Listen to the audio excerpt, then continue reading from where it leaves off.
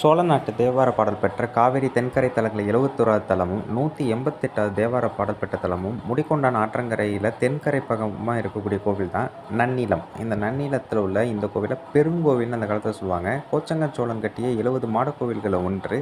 இறைவனை மதுவனேஸ்வரர், இறைவியை மதுவனேஸ்வரின்னு சொல்லுவாங்க. மதுவனம் அப்படின்னா தேன் கூடுகள் அதிகமாக இருந்த வனம், அதுக்குள்ளே இந்த கோவில் இருந்ததுனால இந்த பெயர்.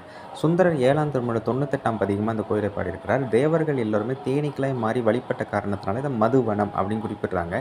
கல்வெட்டுகள்னு எதுவும் பெருசாக இல்லை. கோச்சங்க சோழனுடைய சிற்பம் இருக்குது. இது திருப்புகழ் தலம்னு சொல்லப்படுது. அதேமாரி இந்த கோவில் மாடிப்படி ஏறுறதுக்கு முன்னாடி பிரம்மன் வழிபட்ட பிரம்மபுரீஸ்வரர் இருக்கிறார். அதேமாரி பார்த்திங்கன்னா தட்சிணாமூர்த்தி 2 காதுகளிலும் பத்திரகுண்டலம் அணிந்தவாறு இருக்கிறார். இந்த மாதிரி இந்த கோவிலில் குறிப்பிட்ட விஷயங்கள் தான் இருக்குது. ஆனால் அந்த காலத்திலே இது பார்த்திங்கன்னா நாடாக இருந்திருக்கு. நன்னிலத்து நாடு இல்லைன்னா நன்னிலத்து பெருநாடு அப்படின்னா மற்ற கோவில் கல்வெட்டுகளை குறிக்கிற அளவுக்கு மிகப்பெரிய நாடாக இது இருந்திருக்கு.